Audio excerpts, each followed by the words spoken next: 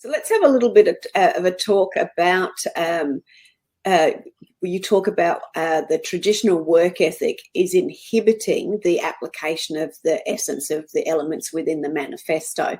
And we've talked a little bit about how it previously has sort of held back the individual to explore more of that. And we've also talked about that the enjoyment factor, when people become more, I suppose, self-aware and start to value the things that they actually are really good at and therefore enjoy, it actually helps them to develop more of their abilities, etc.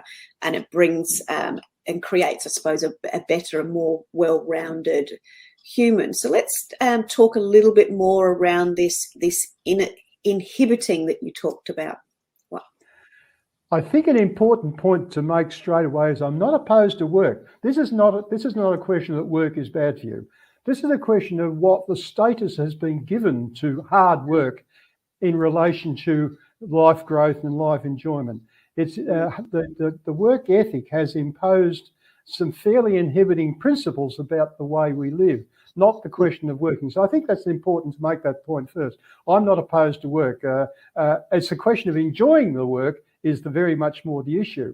And the work ethic has had a number of principles. The first one, it's actually built this great big wall, which is the one I found. I was on the enjoyment side of the wall, where work was work, and there's this big wall against enjoyment, leisure, having fun, being yourself. All those things were very much on the other side, which you were required to leave till Saturday or Sunday. The boss knew best. Do what the boss says. Get the sort of job that's going to make you money, and that's what the work ethic was all about.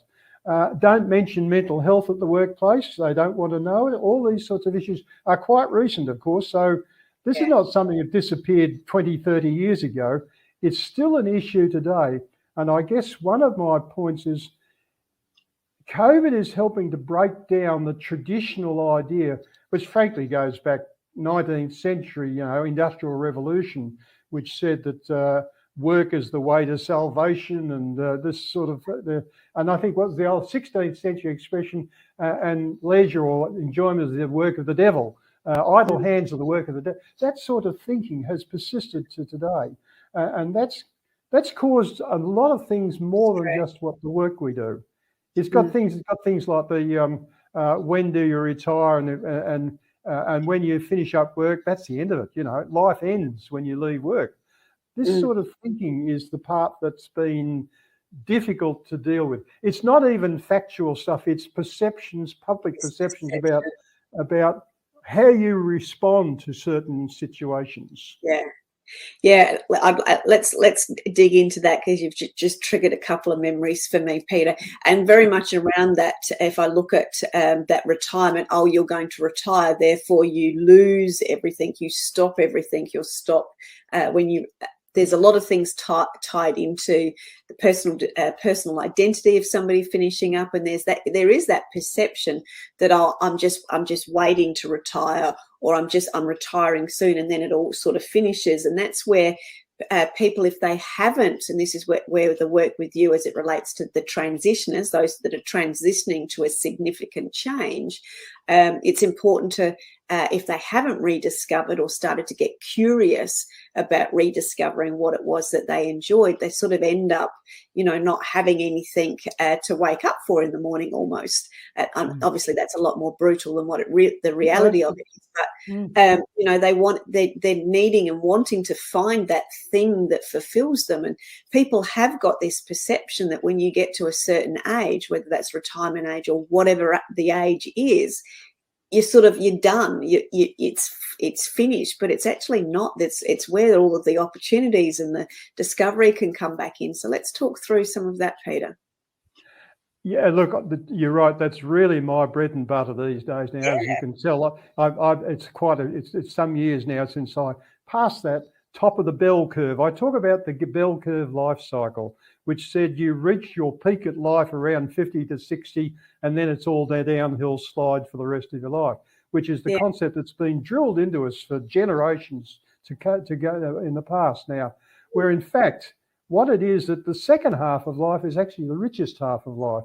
Because by the time you get to 50, 55, You've been spending the first half of your life getting your act together, paying the bills, getting the mortgage under control, putting the kids through school education, all those sorts of buying a house, getting, all the establishment costs of life. You haven't really had time to think about these things. And then by the time you get to the top of that so-called bell curve, you'll start to recognise life very differently, that you've learned a lot, you've got some depth, you understand yourself a lot better. Everything I'm talking about in this manifesto is about yourself, your self-awareness, and this getting people to understand that bell curve never did exist, but we've just been told that's the way it goes. We actually grow exponentially after 50, 55, and it's hard for people have been starting to get the idea of that, but then we get this word old. You're old at a certain age. Well, footballers are old at 30. Parents are called the olds because anyone 15 years or more older than you is old. But in fact, I talk about aging. In my parks and recreation background, I came up with a message about a tree that never gets old. A tree ages, and it doesn't stop growing at any predetermined age. It keeps going, and you know what? A tree is never old or aged. It becomes significant. Beautifully said. So let's just can you catch that enough to repeat that, Pete? A tree never ages. A tree never gets old. I got it right. A tree never gets old. It ages, and it ages graciously, and it becomes more resplendent the more it ages. And it doesn't stop growing at any predetermined age. It becomes significant. A significant tree. And don't we, really? Yeah, absolutely. And if we look back, I think that's such a beautiful takeaway, that significance of what we become. And we do become more significant because we've discovered more about ourselves. We know what we've determined what we're good at, or where our skills are.